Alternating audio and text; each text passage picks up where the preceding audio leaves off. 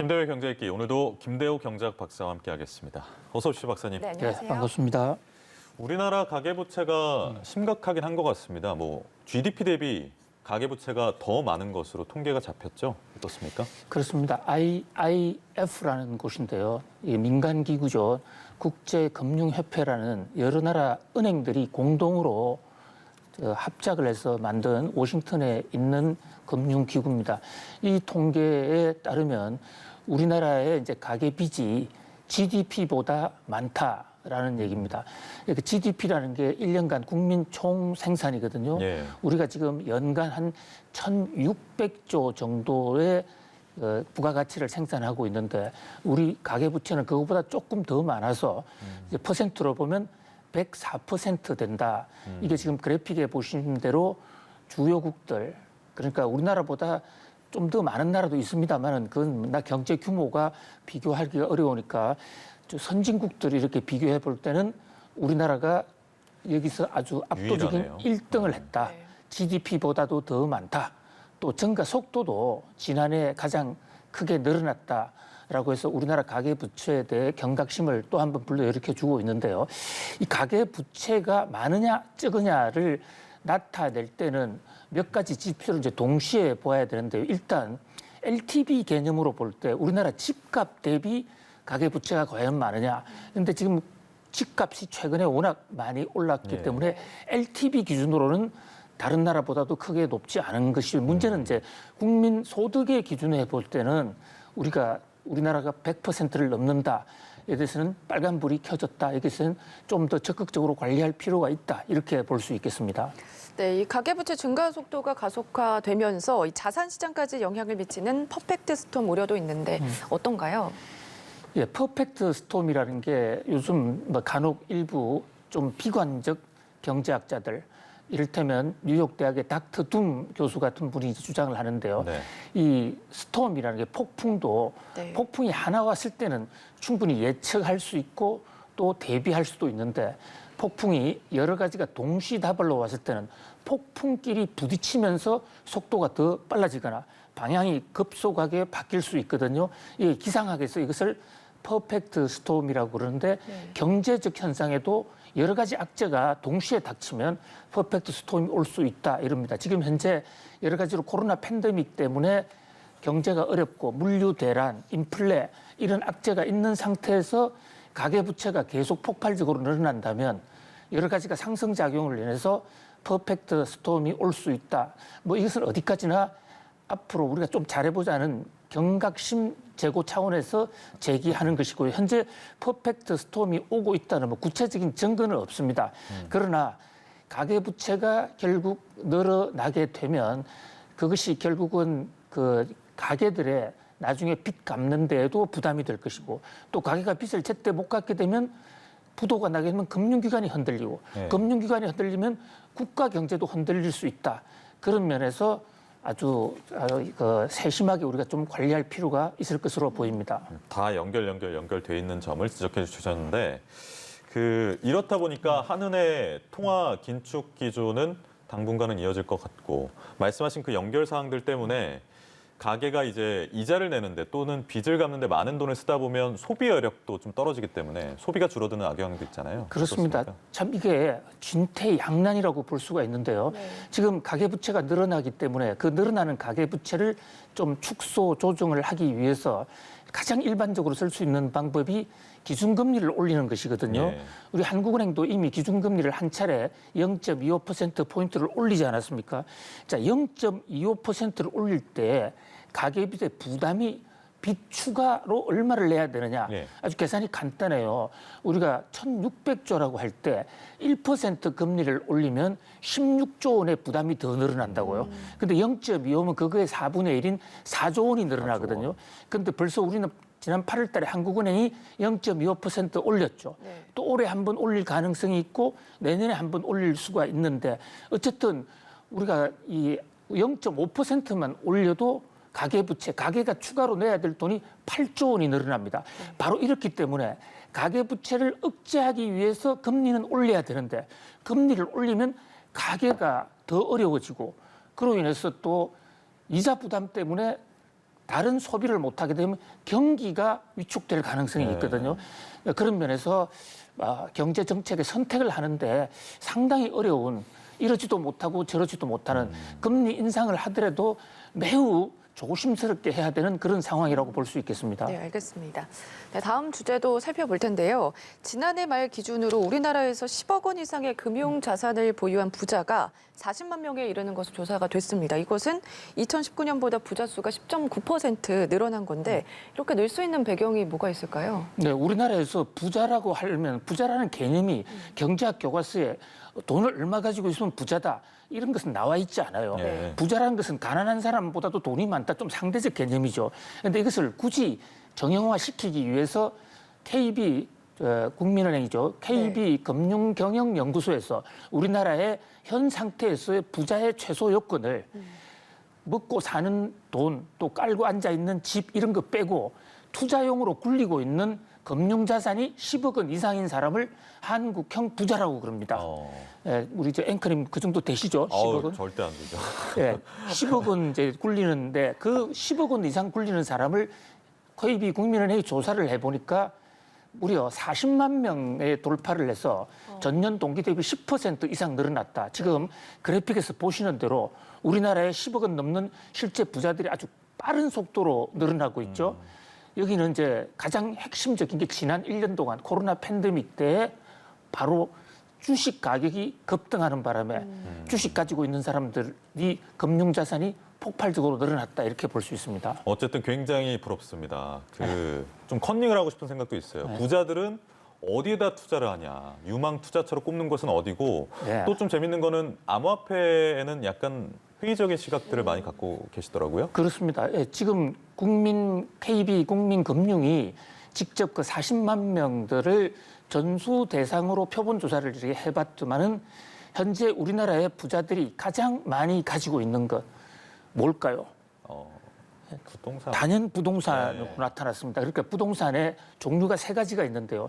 자기가 깔고 살고 있는 주택, 그러니까 주거용 주택이 1등, 또 그다음에 자기가 투자용 주택, 그다음에 빌딩, 상가 요 세 개를 합치면 50%가 좀 넘어요. 이제 그다음에 많은 게 현금 유동성 한 10% 정도는 현금 유동성을 가지고 있고요. 예. 또 주식으로도 한 8%, 보험으로 5% 이렇게 지금 다양하게 가지고 있는데 암호화폐는 우리나라 부자들은 예. 거의 지금 보유하고 있지 않고 있고 그뿐만이 아니라 KB국민은행 설문조사에 의하면 당분간 앞으로도 암호화폐를 사거나 보유할 생각이 별로 없다. 한국 부자의 70%는 암호화폐는 믿지 못할 상품이다. 아예 투자하지 않겠다. 이게 절대적으로 나타났어요. 네. 그래서 왜 이런 현상이 나타나느냐. 자, 부자들의 경우에는 한계 효용 이론에 따라서 자, 어느 정도 부자가 됐을 때 일확천금보다도 더 중요한 것은 안정적 자산 정식입니다. 그런데 아무래도 암호화폐는 벌면 크게 벌 수도 있지만 또 떨어지면 크게 떨어질 수 있다는 이런 위험성, 네. 이런 게 아무리 수익이 높다 하더라도 위험성 면에서 부자들은 쉽게 접근을 하지 않았다 이렇게 볼 수가 있고요. 최근 들어서 증가율 면에서 부자들의 포트폴리오를 분석을 해보면 가장 높아진 것은 주식입니다. 주식 쪽에 생각보다도 훨씬 많은 부자들이 투자를 지금 계속 늘려가고 있는 그런 패턴이 두드러지게 나타나고 있어요. 그동안에는 부동산이었는데 부동산은 최근 한 1년 이상 동안 부동산 규제가 강화되면서 네. 부자들이 조금 움찔하고 있는 그런 모습을 보여주고 있습니다. 또 하나 중요한 것은 현금 유동성인데요. 현금을 많이 가지고 있는 이유는 만약에 퍼펙트 스톰 같은 게 왔을 때 네. 그때 제일 유리한 상품이 현금이거든요. 부도난 기업을 인수할 수도 있고 아하. 뭐 그런 면에서 현금 유동성을 10% 가지고 있다는 것도 좀 주목해 볼 필요가 있을 것으로 보이네요. 네, 알겠습니다. 알겠습니다. 다음 내용도 살펴볼 텐데요. 올해 이 종합부동산세 고지서가 22일 발송 예정인데요. 이번에는 종부세율 인상 조치가 반영된 첫 세금이기 때문에 뭐 고가 주택 소유자나 다주택자 사이에서는 긴장감이 감돌고 있습니다. 어떻게 예상하세요? 네, 그야말로 종부세 폭탄이 오는 것이 아니냐 해서 집 있는 사람들은 지금 공포에 지금 주간을 맞이하고 있는데요. 22일 날 이제 국세청이 종부세 고지서를 전국의 납세달에게 발송을 합니다. 우선 종부세를 납부해야 될 사람이 한 10만 명 이상 전년 동기 대비 늘어났고요. 네. 그것뿐만 아니라 이미 내고 있는 사람들 중에 세금이 상당히 커져서 일각에서는 역대급 종부세 또는 종부세 폭탄이라는 얘기도 나오고 있는데요. 종부세가 이렇게 크게 늘어난 데에는 세 가지 이유가 있습니다. 이 세 가지가 동시에 폭발했기 때문입니다. 첫 번째는 정부가 공시지가를 많이 올렸습니다. 그다음에 공정시장 가액이라고 해서 그 공시지가의 몇 %를 종부세 대상으로 하느냐 하는 세법상의 요구가 있는데요. 이것도 95%로 정부가 올렸어요. 거기다가 이제 가장 결정적인 거 작년 7월 달에 종부 세율 711 대책이라는 걸 통해서 종부 세율을 올렸는데 최고 6%까지 보유하고 있는 주택의 6%까지 올렸죠. 그러다 보니까 이제 종부세를 내는 사람에 따라서 좀 다른데 현재 그 똘똘한 두 채를 갖고 있는 사람. 예. 그래서 이제 그 축적화간 예를 위해서 샘플을 한번 추출을 해봤어요. 그러니까 아크로 리브 파크라는 반포에 있는 거죠. 요즘 잘 나가는 아파트입니다. 아크로 리브 한 채를 가지고 있을 때 왼쪽에 이 주택 보유세는 특히 종부세는 1가구 1주택이냐 아니면 2주택 3주택이냐에 따라서 누진적으로 달라지거든요.